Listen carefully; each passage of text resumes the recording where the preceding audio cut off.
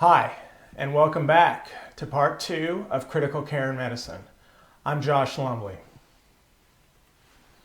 So for the next half hour, we're going to talk about 4 distinct topics: hypoxia, fluid balance, GAP and non-GAP metabolic acidoses, and propofol infusion syndrome.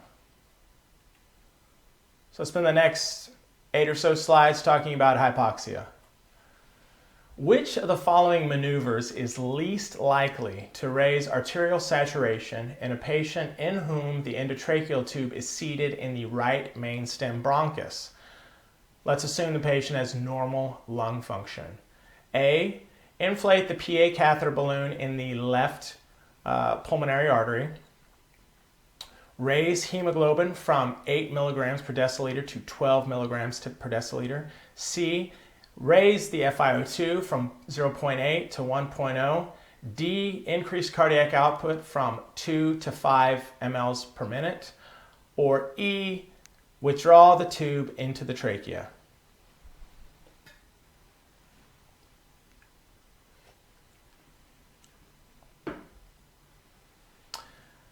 Okay, and the answer here is C, raise the FiO2 from 0.8 to 1.0. So we're going to talk a lot about this in later slides, but what you need to know is that when that tube slipped into the right mainstem, we now had basically one lung ventilation, so we're no longer ventilating the left side.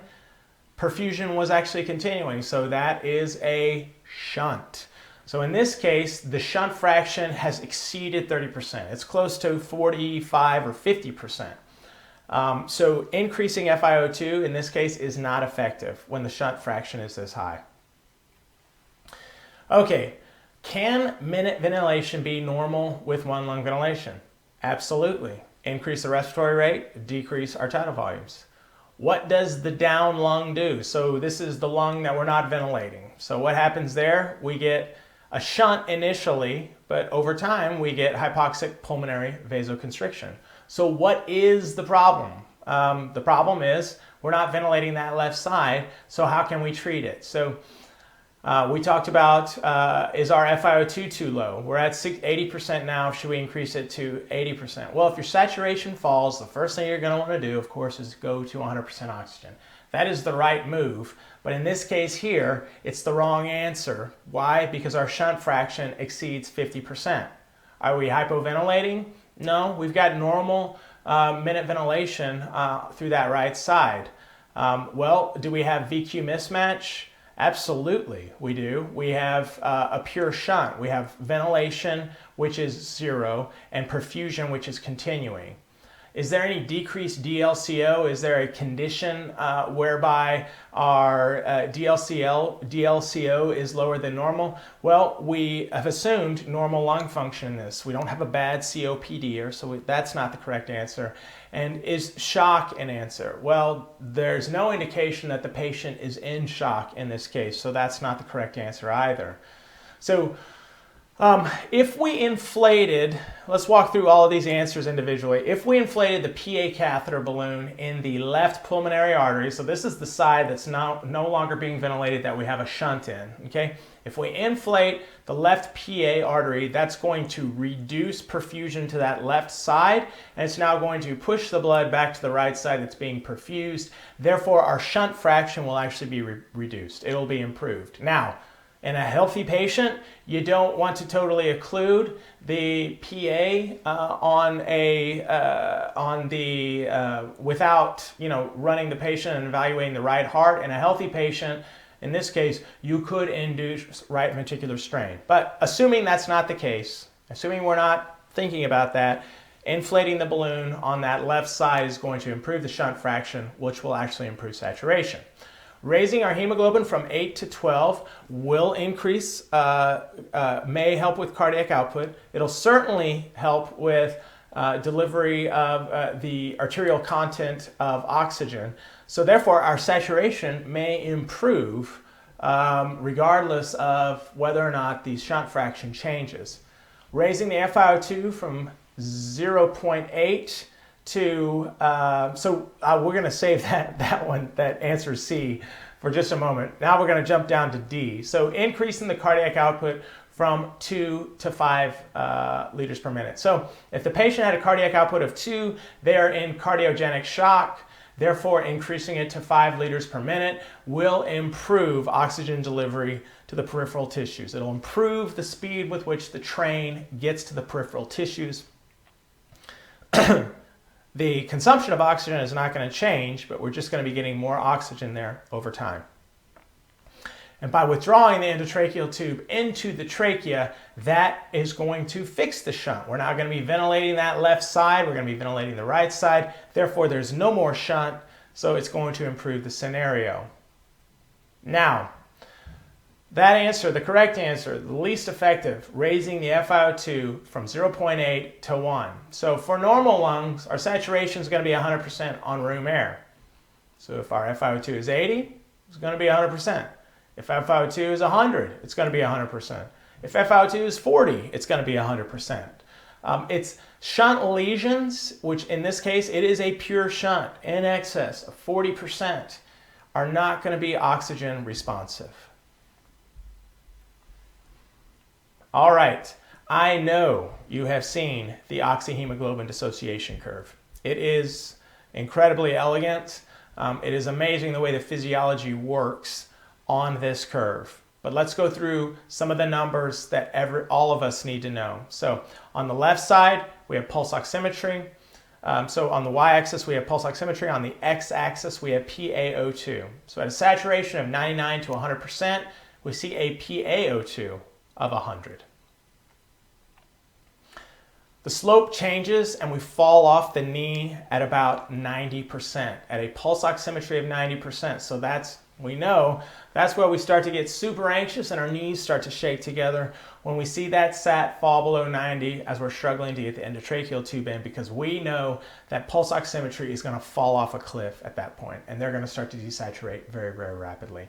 So pulse oximetry of 90%, SpO2 of 90% corresponds to a PaO2 of 60. A normal SvO2, as we talked about from the previous lecture, is actually 75%, and that matches up to a PaO2 of 47, and a saturation of 50% corresponds to a PaO2 of 23. All right, now we're going to shift gears, and for the next 5 to 7 slides, we're going to talk about fluid balance. After sustaining a traumatic brain injury, a 37-year-old patient in the ICU develops polyuria and a plasma concentration of 159 milliequivalents per liter. What pathologic condition is associated with these clinical findings? A, SIADH, B, diabetes mellitus, C, diabetes insipidus, D, cerebral salt wasting syndrome, or E, spinal shock.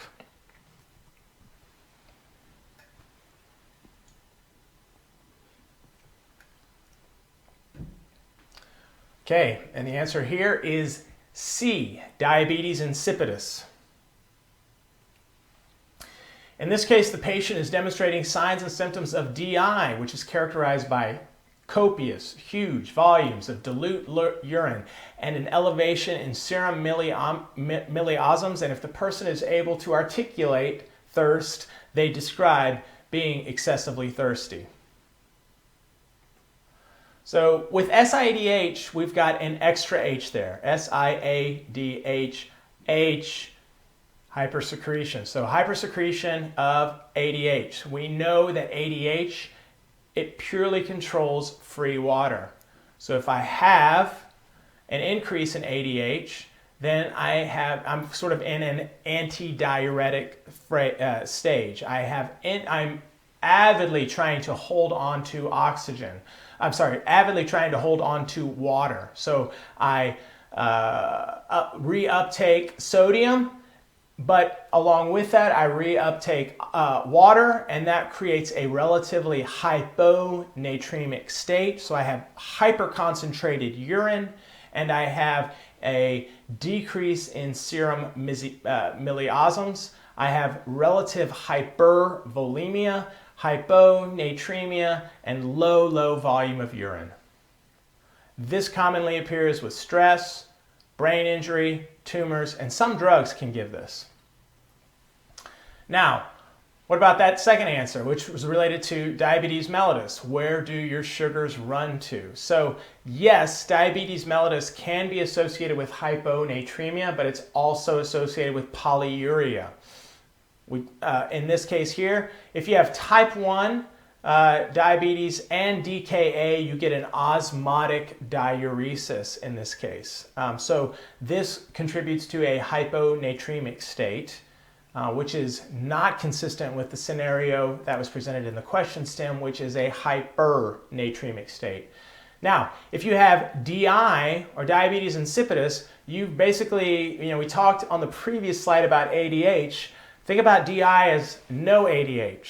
There's no retention of sodium. There's no retention of oxygen. I keep saying oxygen. No retention of water as well. So in this case here, you've got tons of urine that's very dilute, and you have a increase in serum milliosms as blood and the plasma becomes hyperconcentrated as opposed to the hyperdilute urine.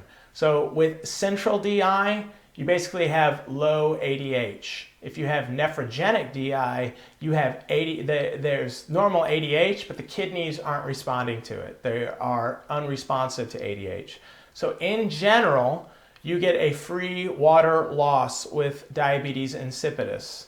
So that leads to polyuria and concomitant hypernatremia, which matches up with the question stem. So what about the last two? So cerebral salt wasting syndrome and spinal shock. With cerebral salt wasting syndrome, that's usually consistent with a subarachnoid hemorrhage, which causes an increase in brain natriuretic peptide. They typically do have increase in urine output, but that leads to hyponatremia as the sodium and urine spills out. So they are hyponatremic. Now with spinal shock, that's not really consistent with any one of those questions. You've got bowel and bladder dysfunction. You've got a risk for autonomic dysreflexia with an injury above T6. They're initially hyporeflexive before they get full development of the upper motor neuron lesion, and then subsequently they develop hyperreflexia and spasticity.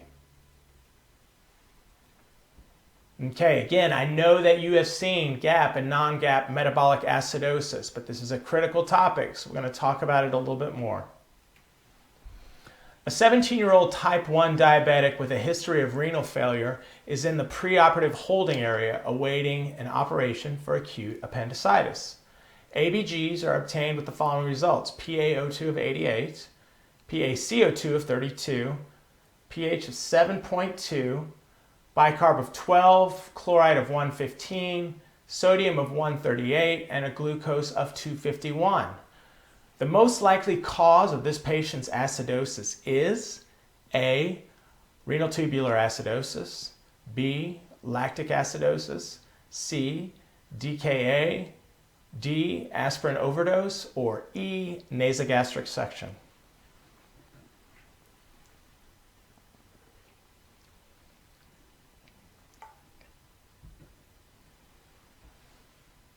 Okay, and the answer here is renal tubular acidosis, RTA.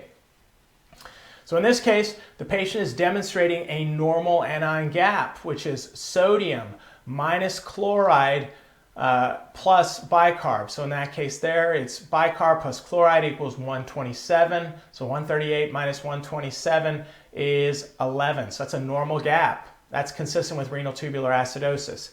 Lactic acidosis, salicylates, so aspirin, DKA, those are all going to give anion gap acidosis. Nasogastric suctioning, that's not really germane here. You're pulling out the gastric acid, and so in this case there, that patient will have metabolic alkalosis. So calculating our anion gap, again, it's sodium minus the quantity of chloride plus bicarb. Typically, it's assessing, there are some unmeasured anions, and those are present in albumin. Do recall that a normal gap is a marker for 3 times the albumin, which is typically 12 to 15. Again, normal albumin is in the 4-ish range, 3.5 to 5 range. So anion gap calculation decreases dramatically in a patient that is malnourished and has a low albumin.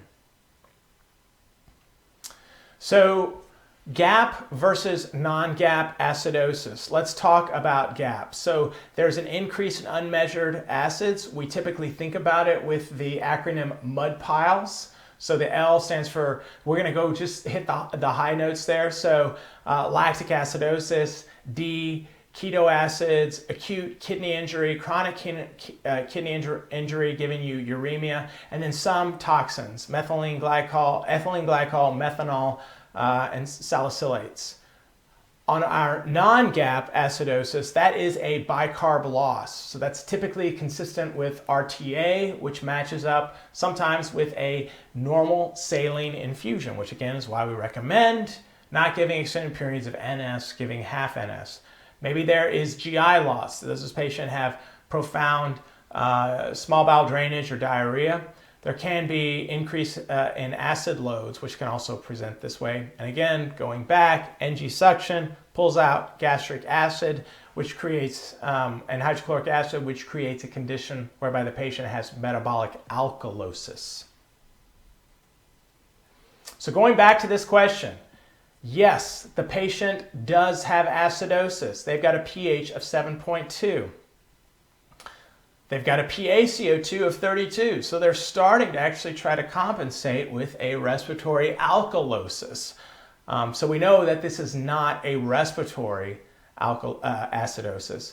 We see a bicarb of 12. So that is lower than the normal of 24. In this case there, so we know it's metabolic, and we calculate our anion gap, and we see that they have an anion gap of 11, which is a non-gap.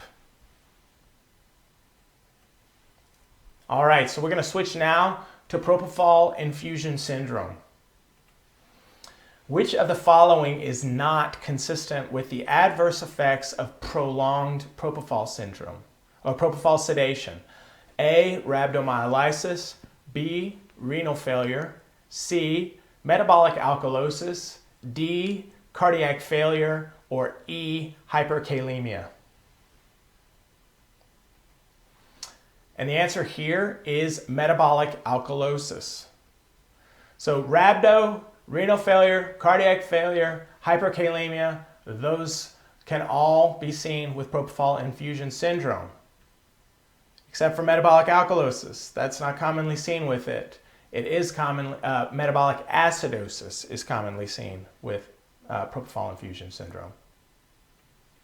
So propofol, we know it's going to decrease contractility, it's going to vasodilate, it's water insoluble, we package it in an oil emulsion, and so it looks white. Most of them are actually, it is made from the yolk, and most of our egg allergies are actually related to the egg white. So in this case here, there's really not much of a concern related to egg allergy, but I digress. Preservative free, therefore, once you pull it out of the vial, it's not refrigerated, or once you pull it out, you've got 6 hours to use it in the syringe, 12 hours for the vial. Most common adverse side effect of propofol is it can be associated with bronchospasm. With propofol infusion syndrome, it is more commonly described in children, though it can present in adults, where we typically see it as in kids. So it is consistent with renal failure. So there you get a metabolic acidosis. That contributes also to the hyperkalemia. There can be some hepatomegaly associated with prolonged periods of propofol infusion. Again, that is matches up with the hyperlipidemia and the lipid load that's commonly seen with propofol.